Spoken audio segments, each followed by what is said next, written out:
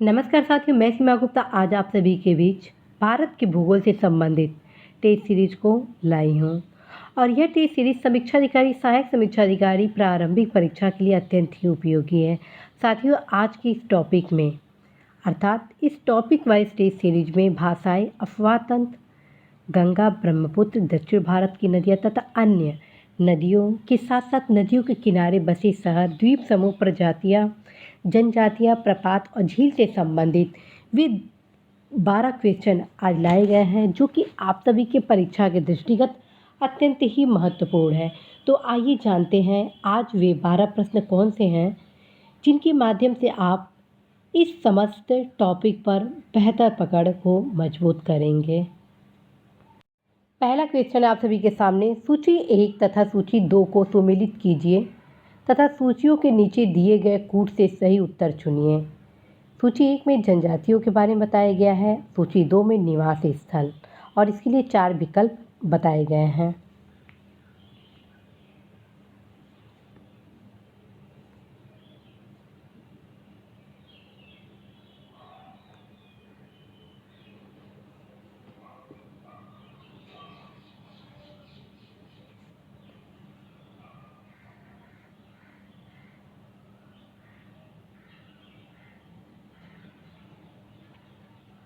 साथियों, इसका सही आंसर होगा ऑप्शन बी। जी हाँ फ्रेंड्स, इसका सही आंसर होगा ऑप्शन बी, 4, 3, 2, 1। भील कहाँ पे है निवास स्थान? भील का राजस्थान में, संथाल का झारखंड में, राजी का उत्तराखंड में, लेप्चा का सिक्किम में। साथियों, इस टॉपिक में जितनी भी जनजातियां हैं उनके निवास स्थान है, जैसे जौनसारी का कहाँ निवास स्थान है, संथाल का कहाँ पर निवास स्थान है, भील का कहाँ है, लेप्चा का कहाँ पर है, बैगा का कहाँ है, मारिया का कहाँ है, सहरिया जनजाति कहाँ है, पहाड़ी कोरबा कहाँ रहते हैं, मोपला जनजाति कहाँ रहते हैं, मुरिया जनजाति कहाँ रहते हैं, टोडा जनजाति कहाँ रहते हैं, मुंडा जनजाति कहाँ रहते हैं, बैगा जनजाति कहाँ रहते हैं, मारिया जनजाति कहाँ रहती है। इन सभी जनजातियों के निवास स्थल के बारे में आप सभी अवश्य ही अवगत होंगे, क्योंकि प्रायः परीक्षा में इस टॉपिक से क्वेश्चन हर 1 से 2 साल के गैप में पूछा ही जाता है। तो आइए देखते हैं द्वितीय क्वेश्चन। द्वितीय क्वेश्चन है, हिंदी के पश्चात कौन सी भाषा भारत में सबसे अधिक बोली जाती है?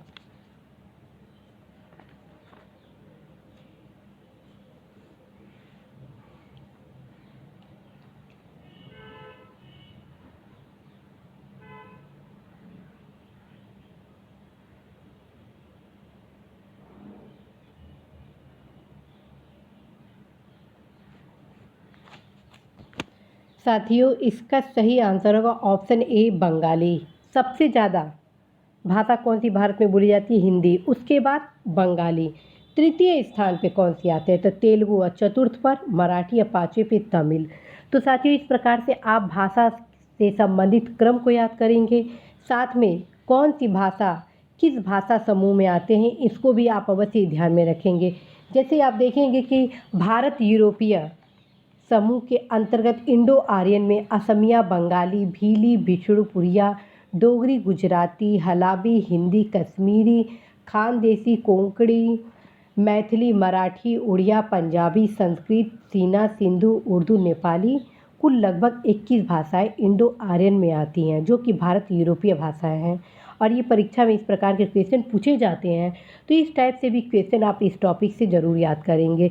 यहाँ पर मैं कुछ द्रविड़ भाषा के बारे में बता दूं कि द्रविड़ भाषा के अंतर्गत गोंडी, जटायु, कन्नड़, खोंड, कोंद, कोलामी, कांडा, कुर्गी, तेलुगु, तमिल, तुलु, परजी आदि भाषाएं, कुल 17 भाषाएं आती हैं। साथियों, आप अवश्य ही इसकी तैयारी, जो आपको किताब बताया गया है भारत का भूगोल मानचित्र वाला, उसमें समस्त फैक्ट दिए गए हैं, जरूर भाषा से संबंधित सारे तथ्य तैयार करिएगा, क्योंकि प्रायः परीक्षा में इस टॉपिक से एक क्वेश्चन पूछ लिया जाता है। अभी हाल में ही एक क्वेश्चन बना हुआ था कि निम्नलिखित में से भारत का कौन सा सबसे बड़ा भाषाई समूह है? तो इसका उत्तर साथियों हो गया इंडो आर्यन। ठीक है, तो इस प्रकार से इस टॉपिक को आप तैयार करेंगे। तीसरा क्वेश्चन आप सभी के बीच, गंगा नदी उदाहरण है। गंगा नदी उदाहरण है।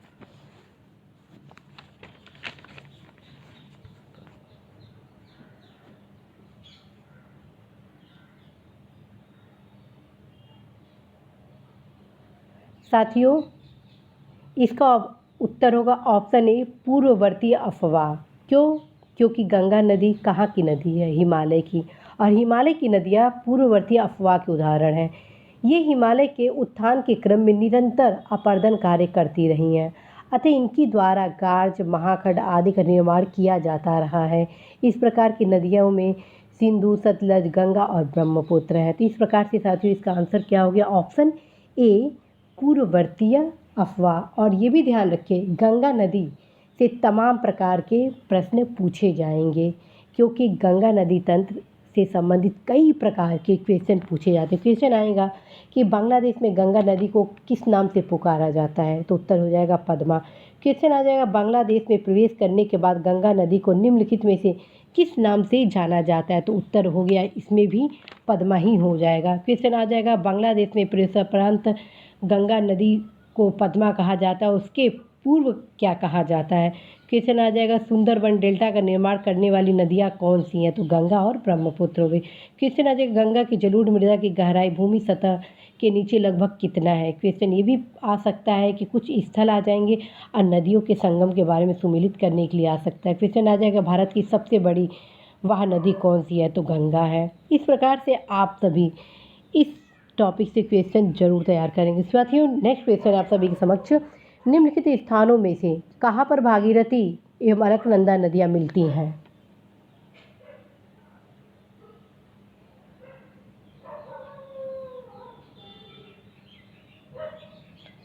साथियों इसका सही आंसर होगा ऑप्शन ए देवप्रयाग।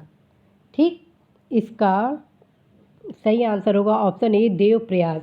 इसी से मिलता जुलता एक क्वेश्चन और भी है कि मंदाकिनी नदी किस जल प्रवाह अथवा मुख्य नदी से संबंधित है? तो उत्तर हो जाएगा अलकनंदा। साथियों गंगा की जितनी भी सहायक नदियां हैं और गंगा के सहायक नदी प्लस गंगा नदी के तट पर जितने भी शहर स्थित हैं उन सभी को जरूर आप देखिएगा, क्योंकि गंगा नदी आप सभी के एग्ज़ाम के लिए बहुत ही इम्पॉर्टेंट है। कोई भी क्वेश्चन आप ये ना सोचिएगा कि ये महत्वपूर्ण नहीं है। नेक्स्ट क्वेश्चन है आप सभी के बीच, तिब्बत में उत्पत्ति पाने वाली ब्रह्मपुत्र, इरावदी और मैकांग नदियाँ अपने ऊपरी पाटों में संकीर्ण और समानांतर पर्वत श्रेणियों से होकर प्रवाहित होती हैं। इन नदियों में ब्रह्मपुत्र भारत में प्रविष्ट होने से ठीक पहले अपने प्रवाह में एक यू टर्न लेती है। यह यू टर्न क्यों बनता है?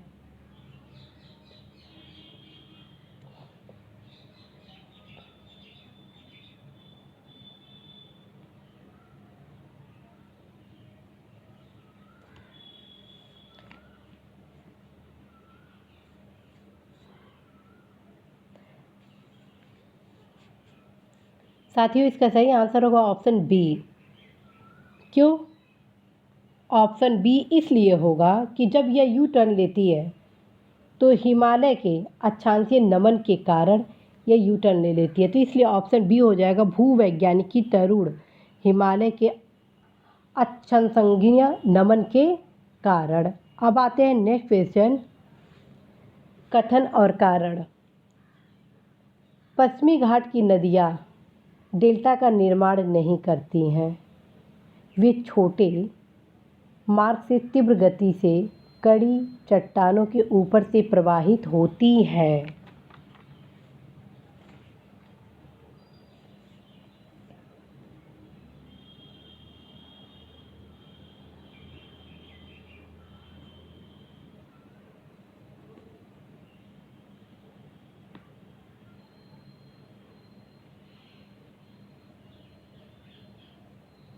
साथियों इसका सही आंसर होगा ऑप्शन ए, अर्थात कथन कारण दोनों सही है। ठीक है, क्यों?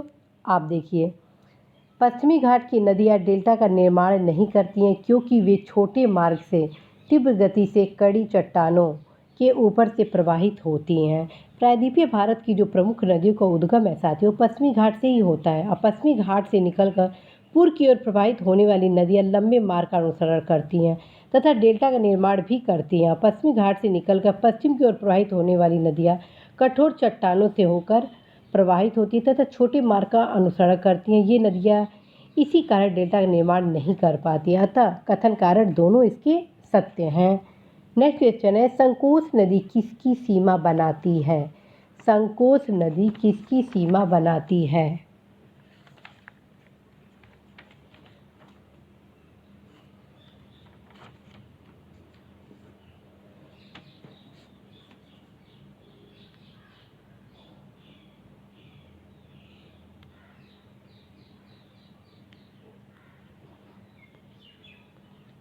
इसका सही आंसर होगा साथियों ऑप्शन सी, असम और पश्चिम बंगाल के बीच। संकोच नदी उत्तरी भूटान से उद्गमित होकर असम और पश्चिम बंगाल के बीच सीमा बनाती हुई असम बांग्लादेश सीमा के निकट ब्रह्मपुत्र नदी में मिल जाती है।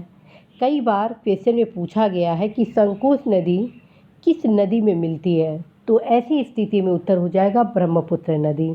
तो साथियों फिर से मैं आप सभी को बताऊंगी कि आप अवश्य ही हर नदियों के बारे में अच्छे से स्टडी करेंगे, क्योंकि नदियों से निश्चित रूप से 1 से 2 क्वेश्चन आपके परीक्षा में प्रश्न पूछे जाएंगे ही जाएंगे।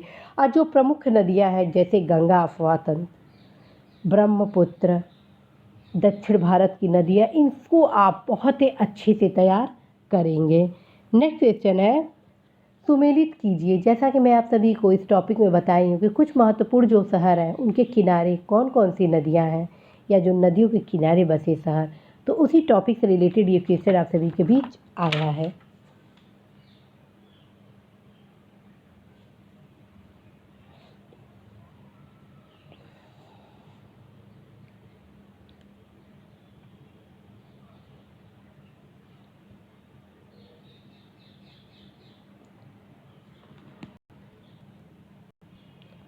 साथियों इसका सही आंसर होगा ऑप्शन ए। ठीक है, कटक जो कि ओडिशा में है, महानदी के किनारे है। लुधियाना जो कि पंजाब में है, यह सतलज नदी के किनारे है। नासिक जो कि महाराष्ट्र में है, यह गोदावरी नदी के किनारे। उज्जैन जो कि मध्य प्रदेश में है और ये क्षिप्रा नदी के किनारे है। तो साथियों जितने भी शहरों के किनारे जितनी भी नदियां हैं वे सब आप जरूर तैयार करेंगे। अब नेक्स्ट क्वेश्चन है आप सभी के बीच, निम्नलिखित युग्मों में से कौन सा सुमेलित नहीं है? महत्वपूर्ण प्रपात आप सभी के बीच बताए गए हैं नदियों पर बनने वाले।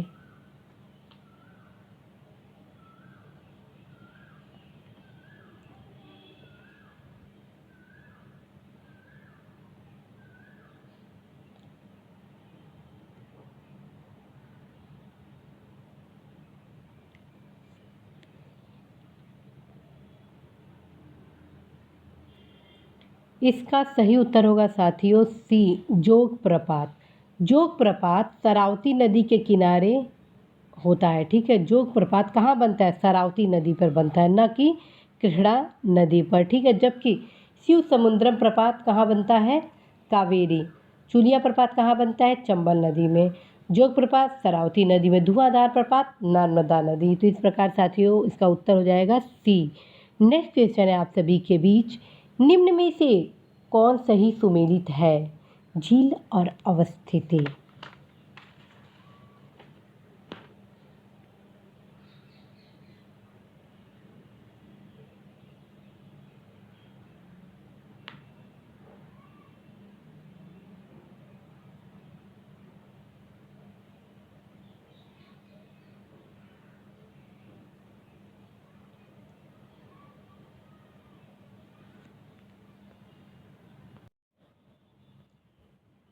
इसका सही उत्तर होगा साथियों ऑप्शन सी, कुलेरू झील। कुलेरू झील कहाँ है? आंध्र प्रदेश में। जबकि साथियों लोनार झील महाराष्ट्र में है। नक्की झील आपका राजस्थान में है। ठीक है, और आप देखेंगे इसको, जो पुलिकट झील है, पुलिकट कहाँ है? आंध्र प्रदेश और तमिलनाडु की सीमा पर स्थित है। तो इस प्रकार इसका अभिष्ट उत्तर कौन सा हो गया? कुलेरू, आंध्र प्रदेश में। नेक्स्ट क्वेश्चन है आप सभी के बीच, 10 डिग्री चैनल पृथक करता है। 10 डिग्री चैनल पृथक करता है।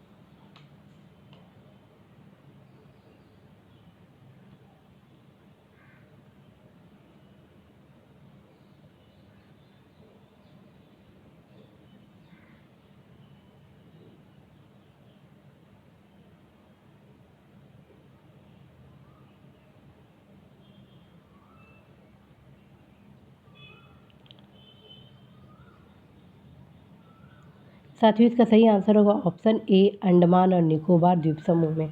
ठीक है, आप अवश्य ही मानचित्र में देखेंगे 10 डिग्री चैनल, जिसे 10 डिग्री चैनल कहते हैं, वो कहाँ पर है। जब आप देखेंगे तो अपने आप देखेंगे कई डिग्रियों पर क्या क्या डिफरेंस क्रिएट किया जा रहा है अपने आप। साथियों जब आप मानचित्र देखेंगे तो आपके हर एक क्वेश्चन बहुत ही सहजता के साथ सॉल्व हो जाएंगे।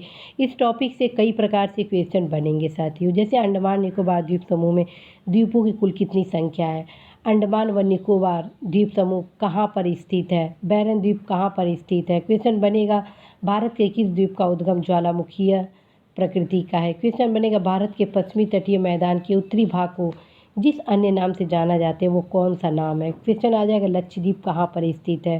क्वेश्चन बनेगा कौन सा एक प्रवाल द्वीप है। आदि तमाम प्रकार के प्रश्न इस टॉपिक से पूछे जाते हैं। इस टॉपिक से एक लास्ट क्वेश्चन आप सभी के बीच है, निम्नलिखित में से कौन भारत में ज्वालामुखी द्वीप है।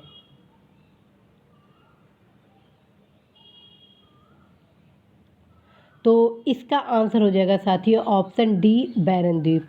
तो साथियों आज आप सभी के बीच इस टॉपिक से वे तमाम महत्वपूर्ण क्वेश्चन आप सभी के बीच लाए गए तथा यह बताया जाने का प्रयास किया गया कि इस टॉपिक से किस प्रकार से क्वेश्चन बनने की संभावना है। आप अवश्य ही हर एक क्वेश्चन को अच्छे से सॉल्व करिएगा तथा जो भी गाइडेंस आपको दी गई है उसको ज़रूर फॉलो करेंगे।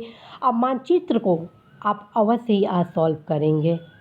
एक बार ज़रूर आज जितनी नदियाँ हैं, जितने भी झील हैं, जितने भी द्वीप हैं, वे सब आज ज़रूर लोकेट करेंगे। आज जो भी टॉपिक आज आप सभी को पढ़ाया गया है साथियों, कम से कम 2 बार अपने मैप को रीड ज़रूर करेंगे। निश्चित रूप से साथियों यह टॉपिक आप सभी के लिए बेहद खास होने वाला है और आज के टॉपिक से लगभग 3 से 4 और 5 तक क्वेश्चन पूछे जाएंगे आपके एग्ज़ाम में। आज यदि बताए गए गाइडेंस को आप फॉलो कर लेते हैं तो निश्चित रूप से साथियों आप 5 क्वेश्चन जो कि इस टॉपिक से पूछा जाना है वो आप सही करेंगे। साथियों इसी आशा विश्वास के साथ मैं सीमा गुप्ता आज विदा लेती हूँ कि निश्चित रूप से साथियों आप अपने लक्ष्य में सफल होंगे। साथ में आप सभी को यह भी अवगत कराना है कि साथियों मेरे द्वारा ऑलरेडी आप सभी की परीक्षा के दृष्टिगत इन्वायरमेंट पॉलिटी से related topic wise test series का आयोजन कराया जा चुका है और स्पेशल इसके लिए एक प्लेलिस्ट भी बनाया गया है टॉपिक वाइज टेस्ट सीरीज। तो आप अवश्य ही उस प्लेलिस्ट को देखें और जितने भी टेस्ट सीरीज टॉपिक वाइज आप सभी को कराए गए हैं उसको ज़रूर आप सॉल्व करें, क्योंकि वे तमाम महत्वपूर्ण टॉपिक की आपको जानकारी होंगी जिससे परीक्षा में प्रश्न पूछे जाते हैं। तो अनिवार्य रूप से समय निकाल कर अवश्य ही इस टेस्ट को आप फॉलो करेंगे और पूरा विश्वास है साथियों इसका लाभ आपको अवश्य ही प्राप्त होगा। नमस्कार।